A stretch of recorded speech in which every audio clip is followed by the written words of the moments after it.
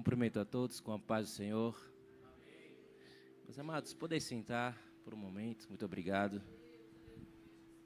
Quero louvar a Deus por esta oportunidade de rever o pastor Leonardo, pastor Alcione. Obrigado pelo convite, pastor. Transmita os meus sentimentos ao pastor dessa igreja. Estaremos orando por ele e pela família. Obrigado aos irmãos pela recepção, os obreiros. Deus abençoe a todos. Quantos vieram ouvir a palavra de Deus, digam amém. Amém. Queridos, abra sua Bíblia, por favor. Abra sua Bíblia no Evangelho segundo Mateus. Vamos ler um texto bastante conhecido da igreja, eu tenho certeza disso. Mateus capítulo de número 9. Evangelho segundo escreveu Mateus capítulo 9.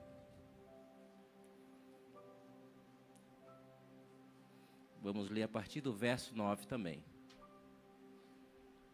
Mateus, capítulo 9, versículo 9. Vamos ler apenas até o versículo 13. Quem encontrou, diga, eu encontrei. Leremos assim. E Jesus, passando adiante dali, viu assentado na alfândega um homem chamado Mateus, e disse-lhe, segue-me. E ele, levantando-se, o seguiu. E aconteceu que, estando ele em casa sentado à mesa, chegaram muitos publicanos e pecadores. E sentaram-se juntamente com Jesus e seus discípulos. E os fariseus, vendo isso, disseram aos seus discípulos, por que come com vosso mestre com os publicanos e pecadores? Jesus, porém, ouvindo, disse-lhes, não necessitam de médicos os sãos, mas sim os doentes. Versículo 13 e último. Ide, porém, aprendei o que significa misericórdia quero, e não sacrifício, porque eu não vim chamar os justos, mas os pecadores ao arrependimento. Quem pode dizer amém?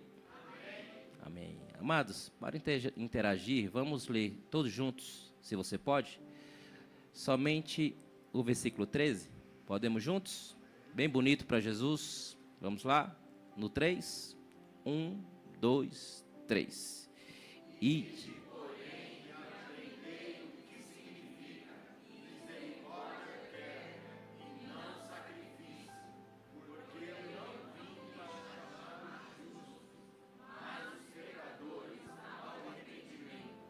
Glória a Deus. Poder sentar, amados. Muito obrigado.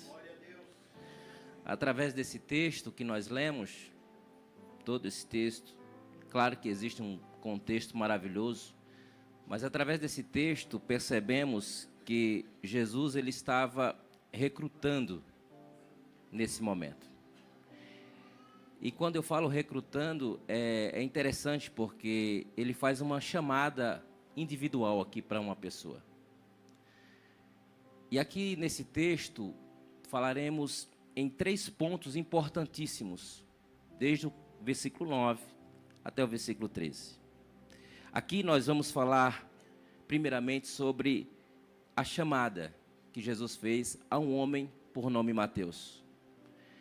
É interessante quando Jesus chama Mateus, é intrigante quando ele chama Mateus. Alguém pode perguntar, mas por quê? Jesus chamou um homem comum, um homem normal. Não é bem assim. Se nós observarmos, Mateus, ele era publicano. Ele era coletor de imposto. Os impostos que ele coletava fazia com que os judeus o odiavam por conta da sua profissão naquele momento. É intrigante porque ele, ainda sendo um publicano, e sendo um coletor de impostos, mesmo assim, Jesus chama ele.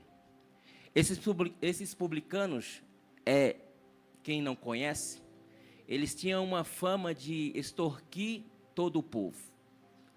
É mais interessante ainda porque eles extorquiam o seu próprio povo.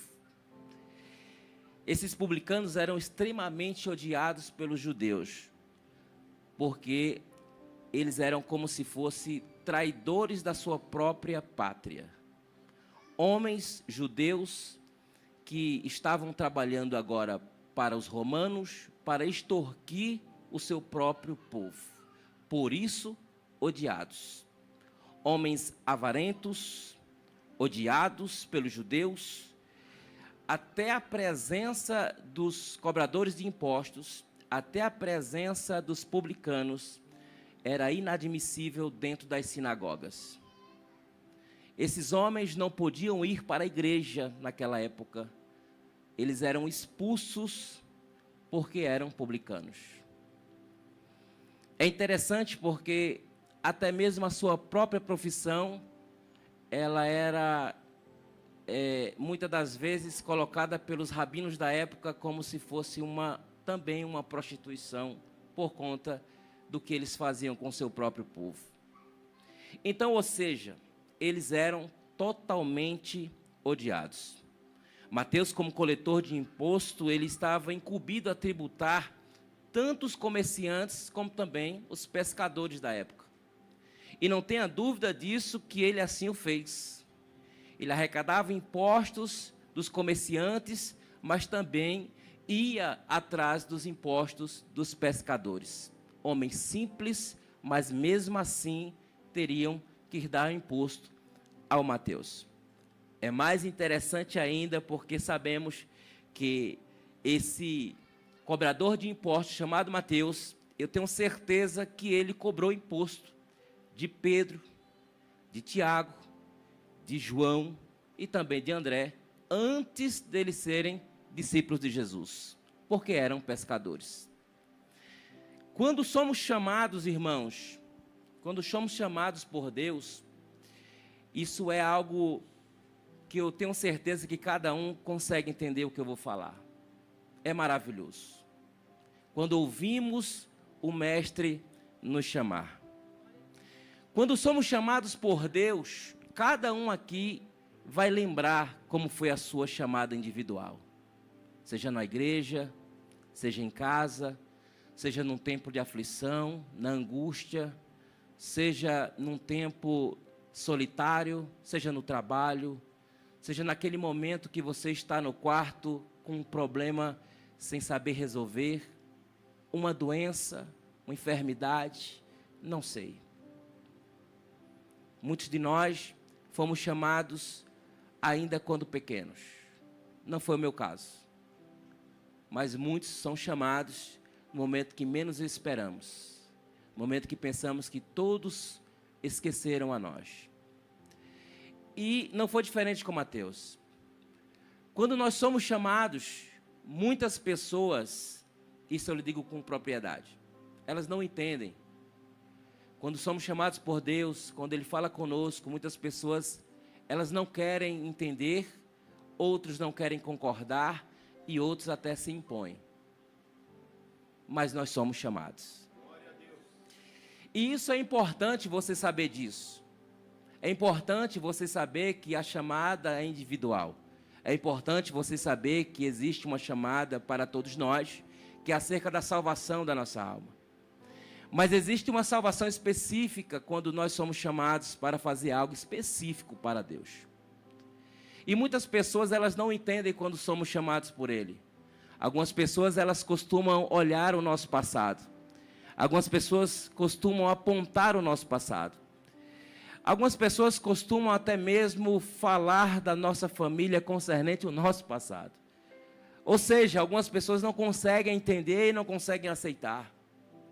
É triste, mas é uma verdade. Quando somos chamados, algumas pessoas, por não aceitarem, elas conseguem até mesmo ir de encontro ao nosso chamado. Não quer que nós façamos aquilo que nascemos para fazer. Não quer que façamos aquilo que Deus nos chamou para fazer. Lembrando aqui que eu falei sobre os discípulos que tiveram que dar impostos ao Mateus. E é por isso que eu acho isso intrigante, a chamada de Mateus. Porque Mateus, mesmo sendo esse homem odiado por muitos, ele foi chamado por Deus. Mesmo ele sendo incompreendido por muitos, ele foi chamado por Deus. Mesmo quando as pessoas não queriam que ele fosse olhado por Jesus, Jesus chega no seu âmbito de trabalho e Jesus chama Mateus. O que eu quero dizer com isso, em rápidas palavras, não importa o que as pessoas pensam de nós, não importa o que as pessoas elas apontam para você, não importa até mesmo o nosso passado. O que importa é que o Senhor, Ele nos chama para fazer algo específico aqui na terra. E eu tenho certeza que se você está aqui, se você ainda não foi chamado, eu tenho certeza que Ele hoje te trouxe aqui para te fazer uma chamada. Se você ainda não entendeu o seu propósito na terra, se você tem um problema de identificação ou de identidade, quem sabe, você não sabe o que está acontecendo na sua vida. Quem sabe você tem aquela velha pergunta que todos nós fazemos: por que eu nasci? Por que eu estou aqui? Por que eu estou dessa forma? Por que eu estou ainda vivo e eu não sei por quê? O porquê é que o Senhor te chamou para fazer algo aqui na terra. O Senhor tem uma chamada na nossa vida e sim, é importantíssimo você sair daqui sabendo disso. Ninguém gostaria, eu tenho certeza, de receber Mateus no seu grupo, mas o Senhor o chamou. Então eu quero te dizer que não importa a escolha do homem, o que importa é a escolha de Deus. O que importa não é a escolha do homem, o que importa é a escolha de Deus. Quem escolhe cada um de nós não é o homem, quem escolhe, quem aponta o dedo é Deus. Ainda no ventre da nossa mãe, a Bíblia diz que ainda informe, Deus nos escolheu e nos chamou para uma grande e boa obra. Lembrando ainda de ser chamado, ainda de ser escolhido, lembrando ainda de escolha de homem versus escolha de Deus, eu lembro de um texto que está em 1 Samuel, no capítulo 16. A Bíblia relata que um rei foi agora colocado de canto por Deus. Deus agora não quer saber mais de Saul por conta da forma que ele se comportou diante de Deus. Deus agora não quer mais saber de Saul por conta que ele desobedeceu a Deus. E ele escolhe mais um para ser rei. E nesse momento ele chama o profeta Samuel e diz: Samuel, vai até a casa de Jessé o belemita. Lá tem alguns filhos dele, um deles será rei. Eu vou escolher um deles. A Bíblia diz que Samuel vai até a casa de Jessé. E quando chega, conta a Jessé o propósito de Deus naquele momento. Jessé, como homem, ele olha e diz assim: olha, eu vou trazer os meus filhos. E a Bíblia diz que ele traz justamente Eliabe, o primogênito, o mais formoso e com porte de guerreiro. Aos olhos do seu pai Jessé, Eliabe teria que ser escolhido por Deus para ser rei. Aos olhos do seu pai, Eliabe teria que ser levantado como rei naquele momento. Por quê? Porque aos olhos de Jessé, ali estava o novo rei. Aos olhos de Samuel também, porque a Bíblia também diz, em 1 Samuel, no capítulo 16, que ele olha para Eliabe e o profeta e diz: aí está perante o Senhor o seu ungido. Só que Deus entra no cenário da vida de Samuel para ensinar algo importante a ele. E que lição é essa, pastor Eduardo? A lição é: quem escolhe Samuel sou eu, quem escolhe sou eu e não você. Quem escolhe é sempre Deus, porque Deus ele fala com Samuel e diz assim: Samuel, não atentes para a sua altura e estatura, porque eu tenho rejeitado. Porque o Senhor não vê como vê o homem vê aquilo que está diante dos seus olhos, porém o Senhor conhece o coração. O Senhor conhece a palavra coração ali no original, no hebraico, é lebab. Lebab dá o sentido, não é de coração de órgão humano, mas dá o sentido de caráter, dá o sentido de lugar de coragem. Olha como isso é interessante. Deus estava dizendo assim para Samuel: eu conheço o caráter de Eliabe, e eu sei que ele não é corajoso. Se você ler a Bíblia, você vai saber que lá na frente existe um gigante chamado Golias, e está afrontando o exército de Deus. E quem estava na frente da batalha? Eliabe. Quantas vezes Eliabe foi de encontro à batalha? Nenhuma. Eliabe ficou calado, quietinho. E quem agora vai lutar com o gigante? O que Deus escolheu. Quem escolhe não é o homem, quem escolhe é Deus. Não importa o que as pessoas falem de nós ou do nosso chamado, o que importa é que Deus nos escolheu para algo aqui nessa terra. O que importa não é o que a sua família acha de você, o que importa é que Deus te escolheu para um propósito nessa terra. O que importa não é o que o seu vizinho, o que o seu patrão, o que alguém do seu trabalho acha. O que importa é que Deus conhece o teu caráter e Deus conhece a tua coragem. Deus conhece o teu caráter e Deus também conhece a tua coragem.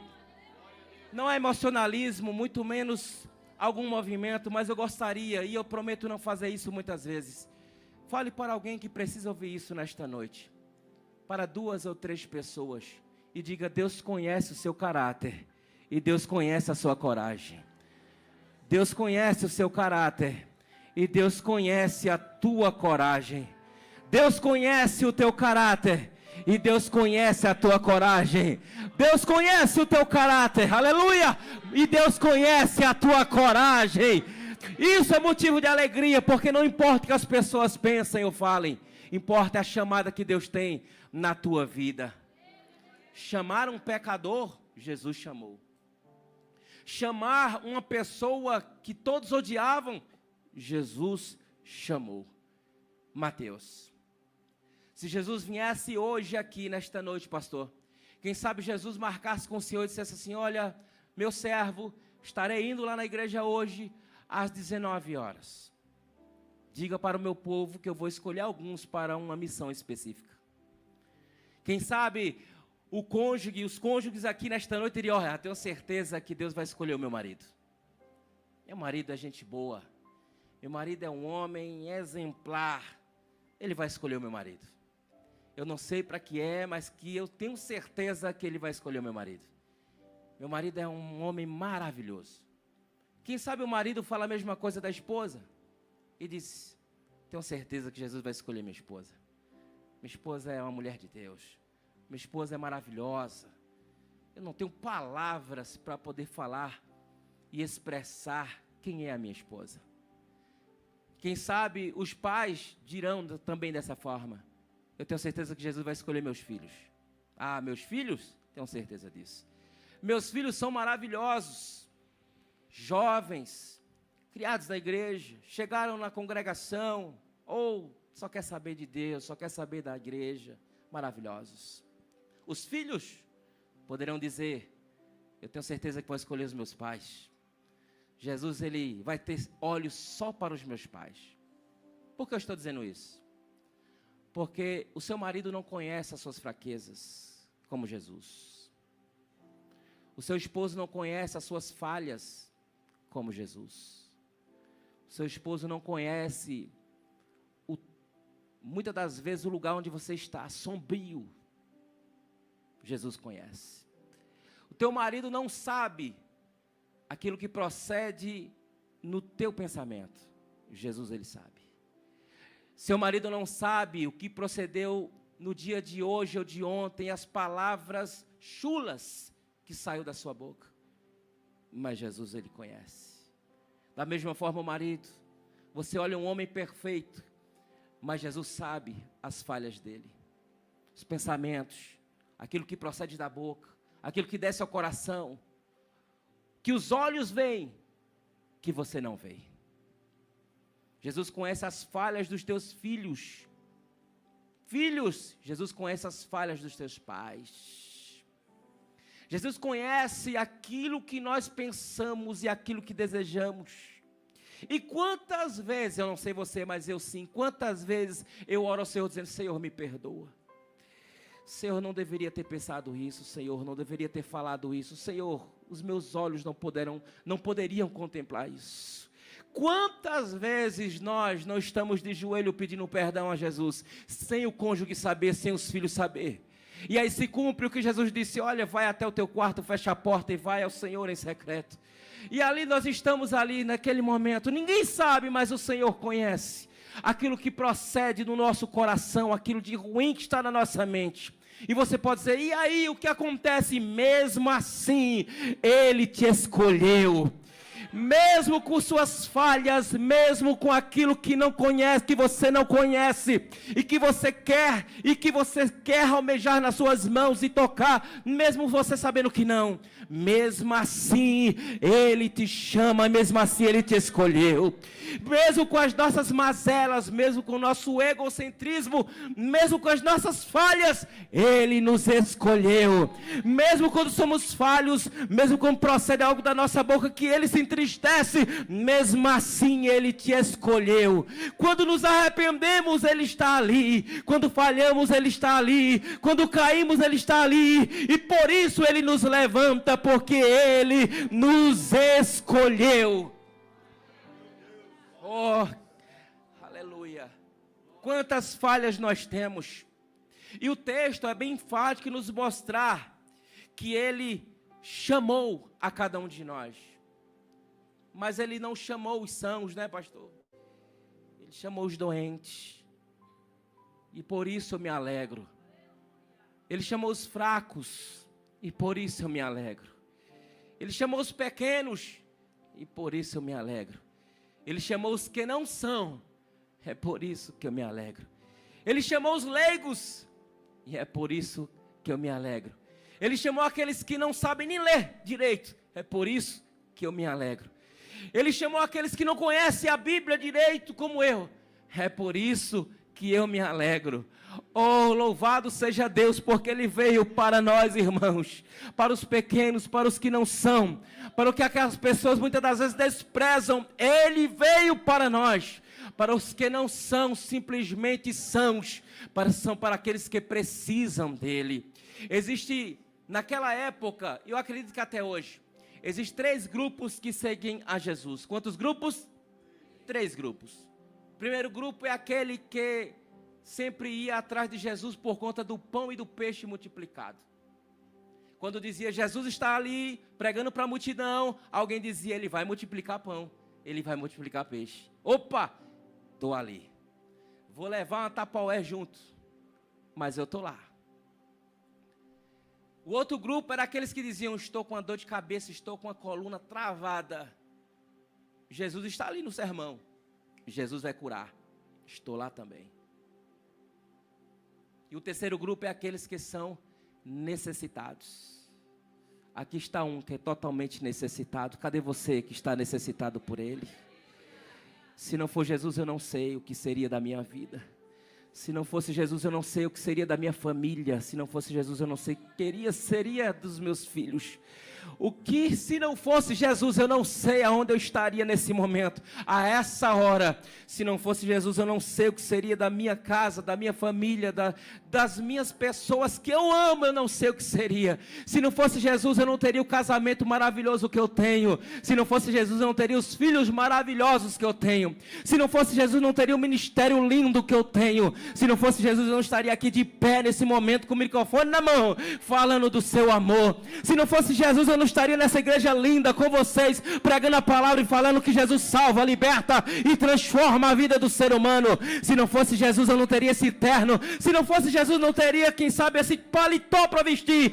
Se não fosse Jesus, eu não teria a unção que eu tenho. Se não fosse Jesus, eu não teria o dom que eu tenho. Se não fosse Jesus, eu não seria batizado no Espírito Santo. E se não fosse Jesus, a porta de salvação não estaria aberta para nós. Louvado seja Jesus. Se Ele quiser me buscar nesse momento, eu sei onde eu vou estar. E você, irmão? Essa é a missão da igreja, ainda é dizer para a pessoa que não tem esperança, ainda há esperança. Jesus, Ele morreu por nós, para nos dar a salvação eterna, glória a Deus. Mas Ele diz algo aqui no texto, Ele diz, porque eu não vim a chamar os justos, mas os pecadores ao arrependimento. A palavra arrependimento aqui é uma palavra grega que todos, acho que muitos conhecem, chamado metanoia. Metanoia, ela traz o sentido de mudança de pensamento. Metanoia traz o sentido de mudança de comportamento. Ou seja, Eu vou traduzir para você, porque eu que sou leigo, eu demorei a entender isso. Ele disse assim: porque eu não vim a chamar os justos, mas os pecadores para mudança de pensamento e para uma mudança de comportamento. É para você, e eu te falo isso com todo amor, é para você que diz que sabe o que tem que fazer, mas não faz. É para você que quando chega em casa e a esposa, ela fala alguma coisa, você diz, não precisa me dizer que eu já sei o que é isso aí. Mas você não muda o seu comportamento. É para você que só vem falando que sabe de tudo, mas não muda o seu comportamento. Essa palavra é para nós que sabemos o que temos que fazer como igreja, mas não fazemos muitas das vezes, porque nós não mudamos o nosso comportamento. Nós falamos para as pessoas na igreja o quanto somos cristãos e quanto pensamos e falamos de Jesus, mas no ambiente do trabalho a gente não fala, porque nós não mudamos o nosso comportamento. Nós ainda estamos com o comportamento de pessoa egoísta. A salvação, estou salvo. Mas tem alguém no seu trabalho que precisa ouvir de Jesus. Tem alguém dentro da sua casa que precisa mudar de comportamento. Quem sabe é você que está aqui hoje. Tem alguém que precisa mudar de pensamento e de comportamento. E é para isso que Jesus nos chamou. Em Mateus, no capítulo 3, versículo 2, existe um homem que muitos falam mal dele, mas eu amo as pregações dele, que é João Batista. E ele disse justamente isso: arrependei-vos, porque é chegado o reino dos céus. Em Mateus, no capítulo 4, versículo 17, também está escrito: desde então começou Jesus a pregar e a dizer: arrependei-vos, porque é chegado o reino dos céus. Marcos, capítulo 6, versículo de número 12, também está escrito: e saindo eles, pregavam ao povo que se arrependessem. Atos capítulo 2, versículo 38 também está escrito: e disse-lhe Pedro: arrependei-vos, a cada um de vós, seja batizado em nome de Jesus Cristo para perdão dos pecados, e recebereis o dom do Espírito Santo. Atos capítulo 3, versículo 19: arrependei-vos, pois, e convertei-vos, para que sejam apagados os vossos pecados, e venham assim os tempos do refrigério pela presença do Senhor. Mas a palavra é bem enfática aqui: arrependei-vos. Mude o seu modo de pensar, mas também mude o seu comportamento. Arrependimento é isso, é metanoia, é mudança de pensamento e mudança de comportamento. E os pecadores estavam aonde? Longe de Jesus? Não, o texto diz que eles estavam sentados comendo com Jesus. Isso me traz uma lição também muito grande. Os pecadores não têm que estar longe de nós. E nós não podemos se afastar dos pecadores. Nós temos que estar juntos e falando isso a eles: arrependei-vos. Arrependei-vos. Arrependei-vos. Arrependei-vos.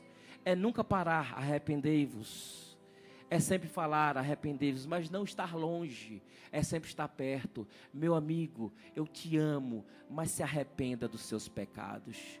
Minha amiga, eu te amo, mas se arrependa dos seus pecados. Jesus, ele não fazia questão de estar só com os fariseus ou com os homens da sinagoga, não. Jesus estava lá com os pecadores, dizendo: arrependei-vos. João Batista já abriu o caminho dizendo: olha, vem um aí, que é maior do que eu, mas eu vou logo dizendo a vocês: arrependei-vos, porque é chegado o reino dos céus. E veio Jesus, e Jesus, ele simplesmente continuou a mesma pregação, dizendo: eu vim para os pecadores e dizer a eles que mudem o seu comportamento. Marcos capítulo 6, versículo 15, diz: ide por todo mundo, pregai-o a toda. Estamos vivendo tempos cinzentos, onde nós pregamos só para os cristãos e deixamos de pregar para os pecadores. E eu amo o termo missões, porque eu já fui enviado para um lugar para fazer missões. E eu sei a dificuldade que o missionário tem de pregar para pessoas que não conhecem a Deus. Irmãos, ide por todo mundo. Pregai o evangelho a toda criatura, mas tenha coragem de pregar a verdade. Pregue o amor. Diga: o Senhor te ama. Arrependei-vos. Arrependei-vos. Não saia daqui sem esta palavra no seu coração. Arrependei-vos. Mude a forma de pensar, mas também mude o seu comportamento. Somos escolhidos para pregar boas novas. Somos escolhidos para pregar o amor de Deus e dizer para o pecador: ainda há uma esperança se você se arrepender dos vossos pecados. Somos chamados para o arrependimento. Eu não vim chamar os justos, disse Jesus, mas sim os pecadores a esse arrependimento. Os fariseus aqui, eles cobriam os seus pecados com a respeitabilidade.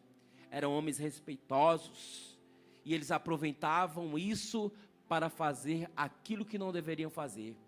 Eles colocavam fardo no povo, mas não carregavam os seus próprios. Nós não podemos ser como eles. Nós temos que ser diferentes. Temos que dizer para esse povo, para essas pessoas que estão aí aflitas, sem saber o que fazer. Nas redes sociais, as pessoas estão sem saber o que vai acontecer. E diga a eles: arrependei-vos, porque é chegado o reino dos céus. As pessoas, elas têm que entender que existe um Deus acima de todos e acima de tudo. O mesmo Deus que Isaías viu em Isaías no capítulo de número 6, onde ele disse: eu vi, não foi ninguém que me contou, eu vi o Senhor num alto e sublime trono, e o seu séquito enchia todo o templo. Aleluia. E os serafins voavam acima dele, e cada um tinha 3 asas. Com 2 cobriu seus rostos, com 2 cobriu seus pés, mas com 2 voavam. E cada um proclamava um para o outro, dizendo: Kadosh, Kadosh, Kadosh, Yahvé Sabaote. Santo, Santo, Santo é o Senhor dos exércitos. E a terra está cheia da sua glória. É isso que devemos falar para as pessoas. Existe um Deus que está acima de tudo e de todos, e Ele está observando a sua vida, e hoje devemos relembrar que fomos chamados para a sua boa obra, chamados para dizer ao povo: arrependei-vos, arrependei-vos, porque é chegado o reino dos céus. Mude o seu comportamento diante deste mundo tenebroso. Deus te chamou mesmo sabendo dos seus defeitos. Deus te chamou mesmo sabendo que você é falho. Deus te chamou mesmo sabendo das suas mentiras. Deus te chamou mesmo sabendo das suas desculpas. Deus te chamou mesmo sabendo que você e eu somos fracos. Deus te chamou mesmo sabendo que você não está nem aí para Ele. Só vai até Ele quando você precisa de alguma coisa. Mas mesmo assim, hoje Ele te trouxe aqui para te relembrar: foi Ele que te escolheu. Posso colocar a igreja de pé, pastor? Ficamos de pé, amados. Eu quero orar pela tua vida. E nessa oração, eu quero pedir a Deus que Deus nos dê força. Porque já existem muitos fracos. Já existem pessoas desistindo demais. Desistindo do casamento. Desistindo dos filhos. Desiste da esposa quando ela briga ou quando queima o arroz. Desista do esposo quando ele está desempregado ou quando ninguém entende os seus problemas. Desiste dos filhos porque está sendo motivado a fazer as coisas erradas. E os filhos desistem dos pais quando eles estão envelhecendo. Possamos pensar a Deus. Pedir a Deus, aliás. Possamos pedir a Deus que sejamos mais fortes. Já tem muita gente fraca desistindo, irmão. Você pode dizer a alguém do seu lado: seja mais forte.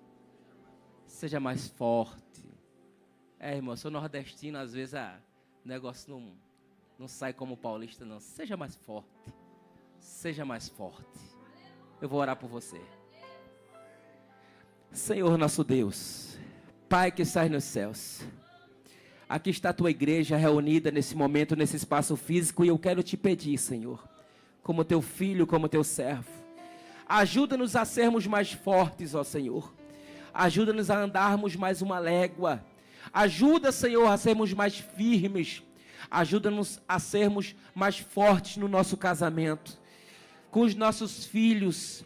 Que nós não possamos ser e fazer como um ato hipócrita e dizer, vamos lavar as mãos para isso.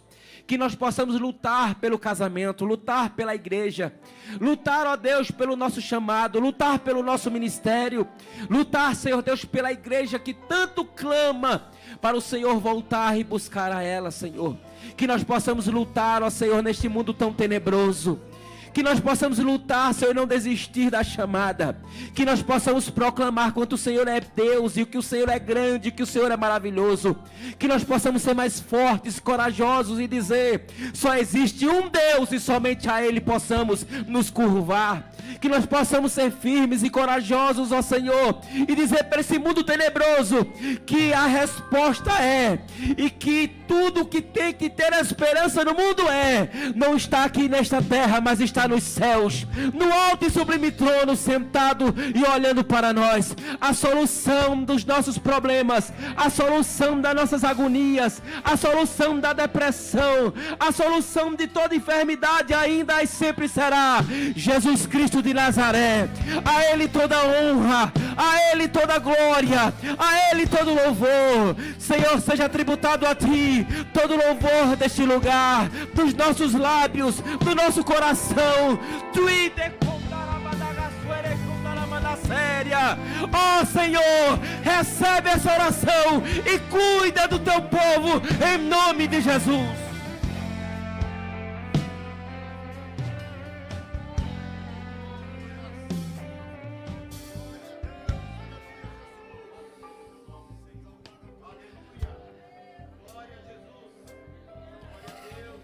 Oh, aleluia.